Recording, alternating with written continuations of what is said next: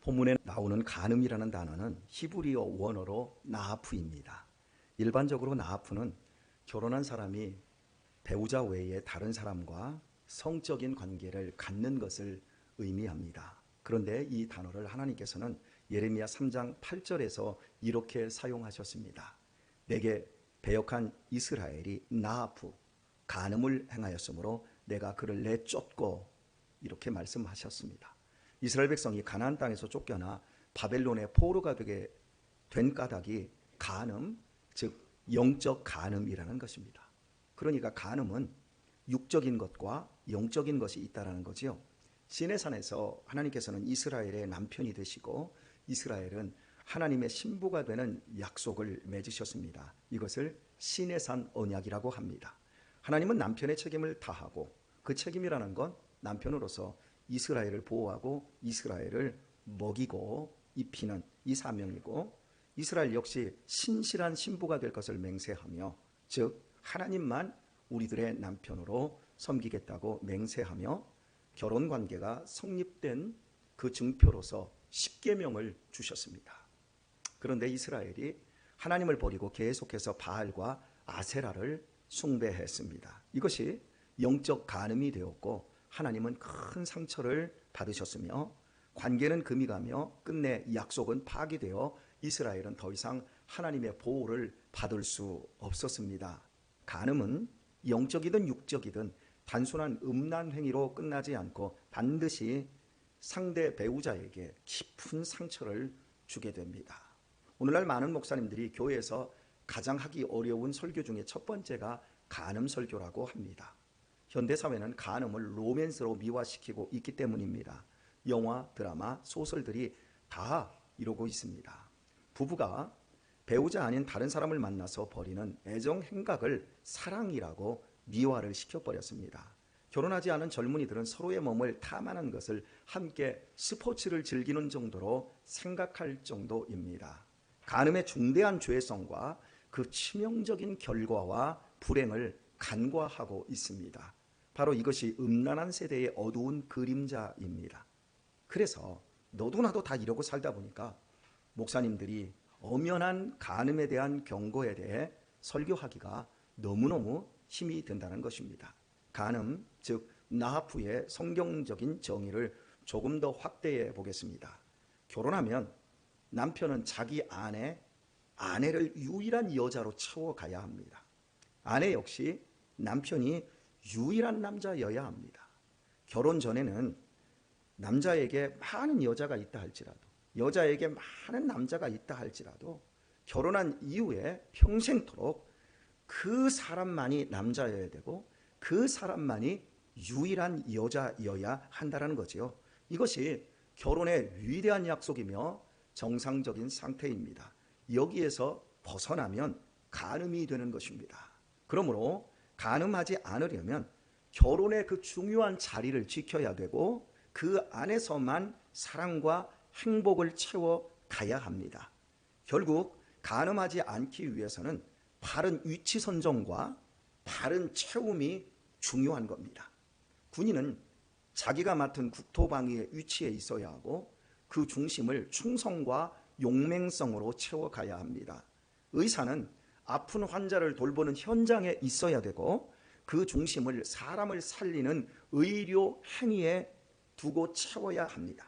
교사는 학교의 현장에 있어야 되고 그 중심을 교육의 본이 되는 스승의 삶으로 채워가는 것에 명예를 두어야 합니다. 운동선수는 자신의 필드, 즉 경기장에 있어서 그 중심을 땀과 연습으로 채워나가야 합니다.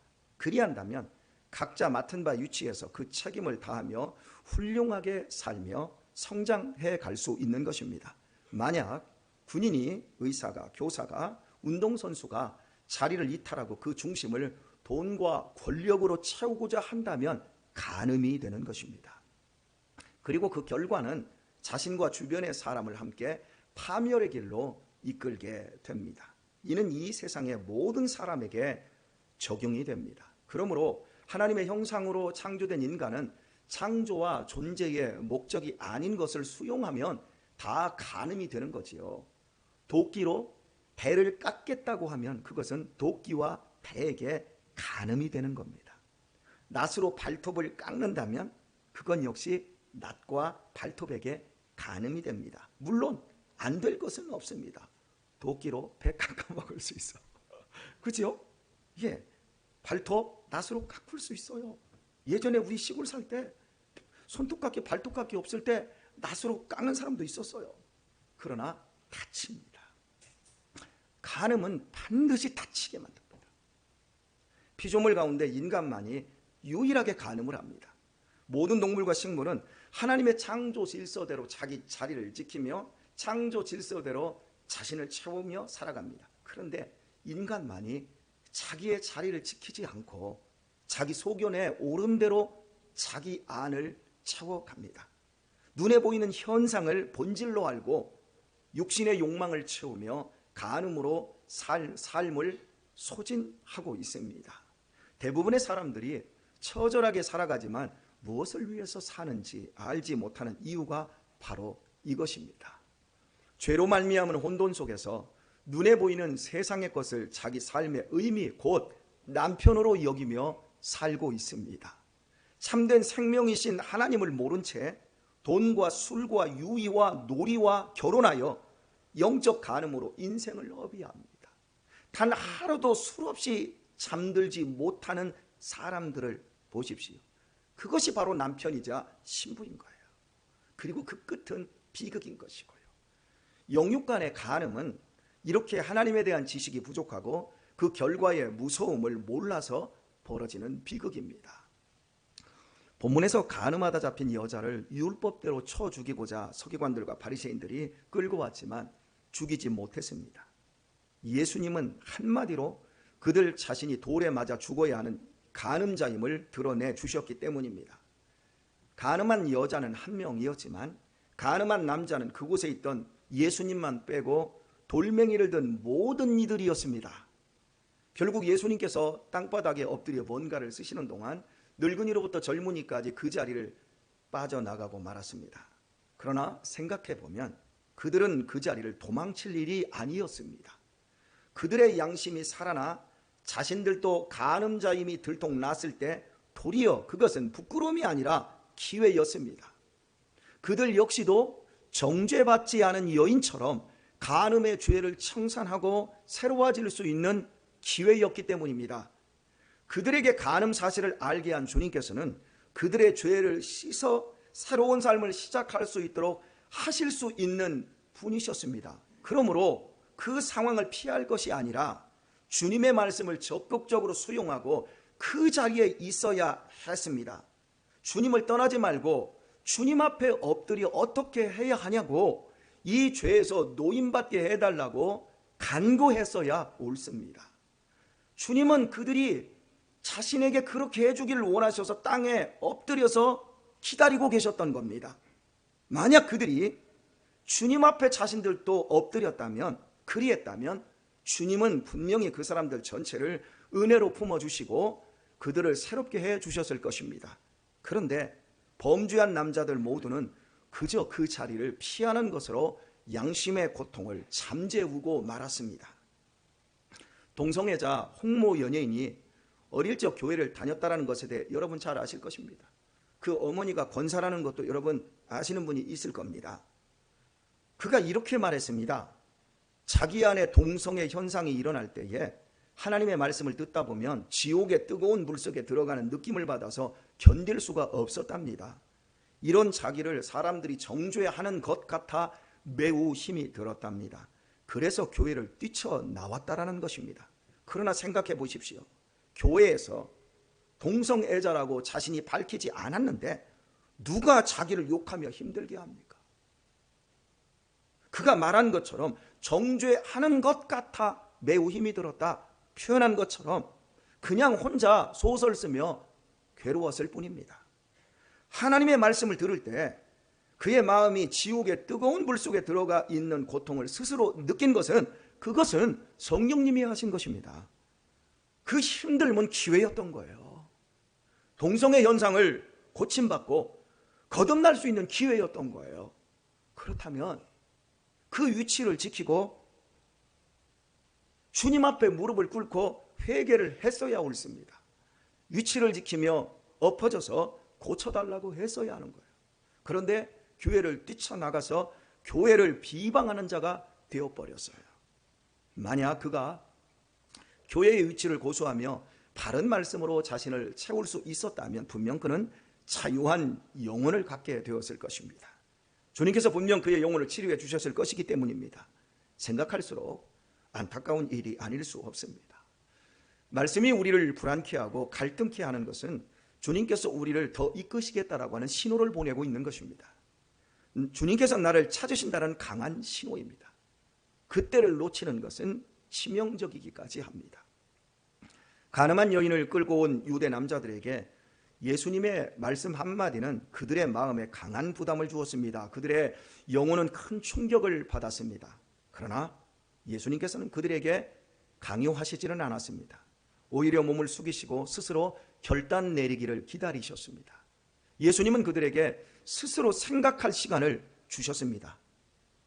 우리는 인격적인 존재이기에 예수님은 우리에게 강제적으로 끌고 가지 않습니다. 충분히 시간을 주십니다. 선택할 수 있는 시간을 주시지요.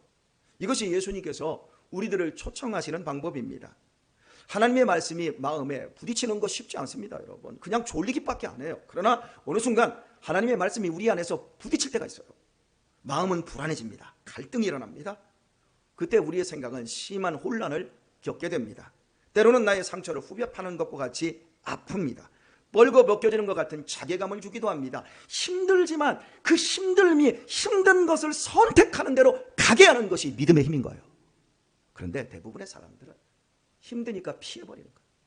힘드니까 도망치는 거예요. 그리고 또 다른 곳에 가서 그 힘들므로 말미암아 계속해서 도망치고 다니는 거예요. 변화될 기회, 해결받을 기회를 놓쳐버리는 거예요. 그래서 우리 교회를 제가 떠나신 분들에게 떠날 때 떠나면 너 죽는다. 너 계속 그 짓 하고 다닌다. 해결되지 않는다. 제가 그 말씀을 드리는 거예요. 사람은 하나님의 말씀 앞에 직면할 때 그것이 고통이 되는 거예요. 나의 내면, 나의 못남, 허물이 드러나는 건 이건 정말 힘든 일이에요. 그때 솔직하게 직면한 그 상태에서 나 주인입니다. 하나님 살려주세요. 이렇게 그 힘들지만 힘듦 앞에 무릎을 꿇어야 되는 거예요. 그 불안과 고통이 하나님께 무릎 꿇는 대로 갈 때에만 은총을 입을 수 있습니다. 그러나 안타깝게도 많은 성도들이 말씀이 부담과 불안을 주면 그것을 떨쳐버리는 대로 가버립니다. 사람들 눈치를 보며 사람들이 반응하는 대로 자신도 따라갑니다. 어른들이 떠나니까 젊은이도 떠납니다. 자신의 양심과 영혼에 나타나는 그 중요한 문제를 다른 사람들의 행위에 대중적으로 보편적으로 맞춰버리고 마는 거예요. 그래서 요즘 사람들은 말씀에 강한 충격이 와도 카페에서 사람들 만나서 잡담을 하거나 영화를 보거나 게임을 하거나 다른 일에 몰두하면서 내 안에 있는 성령의 역사를 스스로 소멸해버립니다. 회개할 수 있는 기회, 새로워질 수 있는 기회를 놓쳐버리고 말아요. 아니 자기가 그렇게 만들어버려요. 자기의 갈급한 상태에 대한 성령의 지적을 무시해버리는 거예요. 그리고는 더 이상 갈등이 일어나지 않도록 마음의 문을 단단히 걸어버립니다. 나 다시는 갈등하지 않을래. 다시는 다 고민하지 않을래. 이보다 더 나쁜 방법은 말씀을 듣지 않을 뿐만 아니라 말씀에 반항을 하는 거예요. 은혜를 받았지만 받은 은혜를 가지고 더 큰 은혜를 향해 나가지 못하도록 자기 자신을 스스로 묶어버리는 거예요. 이렇게 습관이 되고 굳어진 사람들이 결국은 예수님을 피해 오늘 자리를 떠난 본문의 바리새인들, 서기관들입니다. 결국 그들 무리가 어떻게 되었습니까? 끝내는 예수님을 십자가에 못 박아 죽이는 데에 이르렀습니다. 말씀이 나를 힘들게 할 때 그것을 통하여 자신의 모습을 거울처럼 보아야 합니다. 겸손함으로 지금까지는 당연하게 생각해 왔지만 이 시간 말씀 앞에서 지적되고 있는 이 고통은 무엇인가를 정직하게 생각하고 그것을 가지고 주님께 나아갈 때 놀라운 성령의 기쁨과 은혜를 체험하게 됩니다. 다시 한번 강조하지만 말씀이 나를 아프게 함은 하나님께서 나에게 성령의 생수를 마시도록 초청하는 일입니다. 나의 부족을 주님 앞에 솔직하게 인정할 때 주님은 우리로 하여금 성령을 마시게 하십니다. 단순히 성경을 이해하고 판단하고 신앙생활을 하려고 하면 결국 버티지를 못합니다. 왜냐하면 사람 안에는 성령의 생수가 없기 때문입니다. 결국 아주 사소한 것으로 무너지고 맙니다. 교회 안에서 청년들이 이성교제나 또 우리 성도님들의 조그만 실수나 환경의 변화나 작은 갈등으로 교회를 떠나는 문제가 바로 이런 것들입니다. 우리 힘으로는 신앙생활을 해나갈 수가 없어요. 오직 주님께서 주시는 성령을 마셔야 합니다. 오늘날 교회에서 회복되어야 할 가장 중요한 것은 바로 죄의 자백이에요. 교회 건물이 좋아지거나 교회의 시스템이 정말 튼튼해지는 것보다 더 중요한 것은 우리들이 죄에 대한 인식과 자백에 있어요. 죄를 자백하지 않는 것보다 더 하나님의 은혜를 교회에서 몰아내는 것은 없습니다. 죄는 겉으로 드러나기를 싫어합니다. 앞에서는 고상한 척하면서 뒤에서 그 무서운 영향력으로 사람들을 죽입니다. 그리고 겉으로 드러날 경우 죄를 보편화시켜서 죄에 대한 자각 능력을 마비시켜버립니다. 죄의 창고를 끊는 방법은 하나밖에 없어요. 우리 가정의 죄의 저주를 끊는 방법은 딱 하나밖에 없어요. 자기를 괴롭히는 죄를, 우리 가정을 힘들게 하는 죄를 예수님 앞에 자백하는 것밖에 없어요.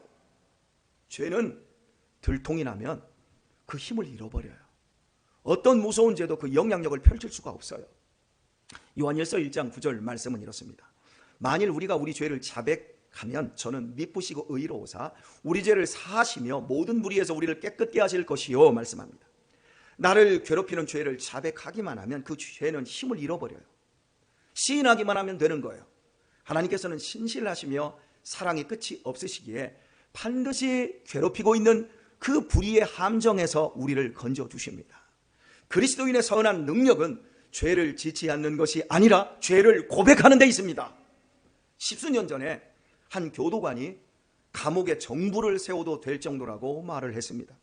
놀라운 것은 이렇게 감옥에 들어간 유명 인사들 중 누구도 자기 죄를 진심으로 인정하지 않는다라는 사실입니다. 다만 정치 보복을 당해 나만 들켜서 누구나 다 하는 그 짓을 억울하게 나만 들켜서 고생하고 있다고 생각한답니다. 다른 사람들도 다 해먹는데 나만 들켜서 옥살이해서 억울하다는 것이지요. 전혀 반성하지 않는답니다. 그냥 원망하며 갇혀만 있다가는 다시 나와서 버젓이 정치 활동을 하고 경제 활동을 하고 국민은 이런 인간들을 또 찍어주고 지지하는 거예요. 한심한 일이에요. 죄가 보편화되어서 분별력을 잃어버린 거예요. 사회나 공동체가 이 정도가 되면 이미 썩을 대로 썩어서 어떻게 손을 쓸 도리가 없는 것입니다. 선거 때마다 상대방 후보자들의 죄를 폭로하는 거 보십시오. 얼마나 서로를 물어뜯고 얼마나 죄들을 폭로합니까? 그때 여러분은 무엇을 느끼십니까? 자기를 반성하는 사람이 없어요. 도리어 상대방의 더 큰 허물과 약점을 잡아서 내 죄는 작은 것이라고 희석시키는 일만 해요. 교회 안에서 죄를 고백하기 가장 어려운 사람은 목사입니다. 그리고 장로님들과 권사님들 같은 중직자들이 제일 어렵습니다. 자기 죄를 자백하면 영적 권위가 약해지고 교인들이 자기를 불신할까 두려운 마음을 갖기 때문입니다. 속지 않아야 합니다. 그리스도인의 선한 능력은 죄를 안 짓는 데 있는 것이 아니라 죄를 고백하는 데 있어요. 파스칼은 말했어요. 나는 그리스도 외에 이 세상에 성자와 의인과 선인이 있다는 사실을 절대 믿지 않는다. 그렇습니다. 우리 모두는 죄인입니다. 다 죄인입니다. 어떤 높은 지위에 있고 거룩한 제사장직에 되어 있어도 다 죄인일 뿐이에요. 이것이 인간의 위치입니다. 그러므로 잘못했을 경우 인정하고 무릎을 꿇어야 하는 거예요. 이것을 하나님이 가장 기뻐하세요. 반대로 사탄이 이것을 가장 무서워합니다. 죄만 고백되면 사탄은 힘을 잃고 그 죄에 대한 책임을 하나님이 져준다는 걸 알기 때문에 사탄이 제일 두려워하는 거예요. 그래서 마귀는 바른 자백을 하지 못하도록 온갖 책략을 다 강구하는데 마음을 다 움켜잡고 너 고백하면 네가 치는 거야. 너 마음 편해야 될 거 아니야. 말씀 앞에 절대 무릎 꿇지 마. 그러기에 그리스도인에게는 지혜가 필요합니다. 제가 목양하면서 참으로 안타까운 사실은 죄의 고백, 용서의 무릎을 보기가 너무 힘들다는 사실입니다. 분명히 잘못을 했고 바르지 않은 행동을 하고 있습니다. 그런데 잘못을 시인하거나 용서를 청하지 않더란 말입니다. 누구의 잘못이라고 정죄하고 지적만 할 뿐 내 잘못이라고 진정으로 반성하지 않습니다. 최고의 용기는 잘못을 시인하고 용서를 청하는 거예요. 제가 우리 집에 아이들에게 가르치는 것이 바로 그거예요. 최고의 용기는 무릎 꿇는 거야. 용서를 청하는 거야. 형한테 잘못했으면 무릎 꿇어. 동생한테 잘못했으면 무릎 꿇어. 그건 비굴한 게 아니야. 그건 용감한 사람만 할 수 있어. 우리가 이걸 할 줄 알아야 행복하게 살 수 있는 거야. 사람을 얻을 수 있는 거야. 많은 사람들이 진정한 용기를 잃어버렸어요. 내 잘못이라고 반성하지 않아요. 다 쪼잔이들, 째째한 사람들, 그리고 뒤에서 온갖 정죄만 하는 바리새인들과 서기관들이 되어가는 거예요. 사랑하는 교회 여러분, 최고의 용기는 잘못을, 허물을 시인하고 용서를 청하는 것인 걸 믿으시기를 축복합니다. 그리고 실제로 용서하는 거예요. 용서했다고 말하는 것이 아니라 실제로 용서하는 용서의 삶을 사는 거예요.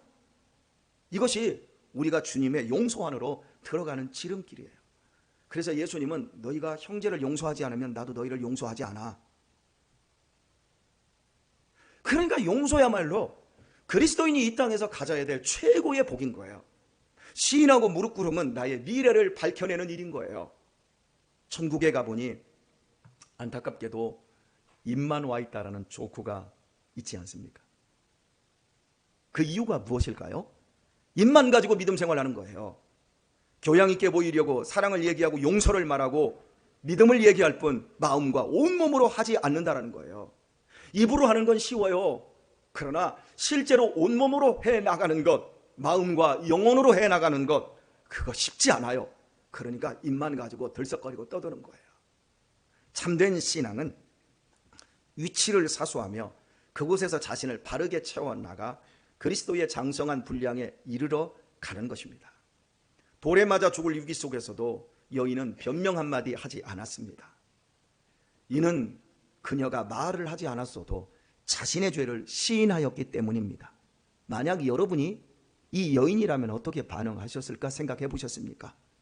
여인은 예수님이 보는 앞에서 억울하고 원통할 망정 분노를 터뜨리지 않았습니다. 돌을 던지려는 그 이아비한 남자들도 다 간음한 죄인들이었지만 그들을 향해 악다구니 한마디 하지 않았습니다. 자신의 죄를 결코 희석시키지 않았습니다. 그저 내 죄만을 생각하고 예수님 앞에 고개 숙인 채 서 있었을 뿐입니다. 바로 그 같은 자세가 예수님으로 하여금 나도 너를 정죄하지 않는다며 용서의 은총을 끌어낼 수 있었던 것입니다. 만약입니다. 여인이 나도 죄인이지만 저 인간들도 다 죄인이라며 핑계하며 서슬퍼런 욕설을 날렸다면 과연 여인이 예수님에게서 사죄의 은총을 받았을까요? 그녀가 정죄받지 않으면 그의 죄를 말이 아니라 온 몸의 행동으로 솔직히 시인했기 때문인 겁니다. 말씀을 맺겠습니다. 오늘도 주님은 자신의 죄를 끌어안고 당신 앞에 나아오는 사람들을 기다리고 계십니다. 바로 이 고개 숙인 여자 옆에 서서 사실은 나도 저 여자 못지않게 부패했다고 고백하기를 기다리고 계십니다. 교우 여러분, 내 안에 있는 죄와 허물로 인해 갈등하는 분들 계십니까? 자기 방법으로 갈등을 해결하려고 하지 마십시오. 피하지 마십시오. 주님이 싸매어 주시도록 그 힘들고 불안하고 괴로운 그대로 주님께 나아오십시오. 놀라운 치료를 경험하게 될 것입니다. 마음 안에서 처음에는 약하게 치유가 시작되지만 가면 갈수록 감당할 수 없는 은혜가 쏟아져 들어올 것입니다. 나중에는 이 은혜가 자기를 몰고 갈 것입니다. 처음에는 내가 술을 먹지만 결국에는 술이 사람을 먹어버리듯이 은혜가 내 안에 들어오지만 결국 그 은혜가 나를 끌어갈 것입니다. 이때에 이 메마른 사막길에서 다시는 죄의식으로 목말라 하지 않는 그런 상태에 이르게 될 것입니다. 하나님의 은혜가 결코 중단되지 않을 것입니다. 이것이 겸손하고 정직한 사람에게만 주시는 하나님의 은총입니다. 그리할 때 우리는 정죄받지 않는 하나님의 자녀로 우리의 내면에 세상에 줄 수 없는, 세상이 알 수도 없는 평안과 자유와 행복감을 누리며 아름답게 성장할 것입니다. 이 복된 은혜로 더욱 우리 주님과 가까워지실 수 있기를 예수님의 이름으로 축원드립니다.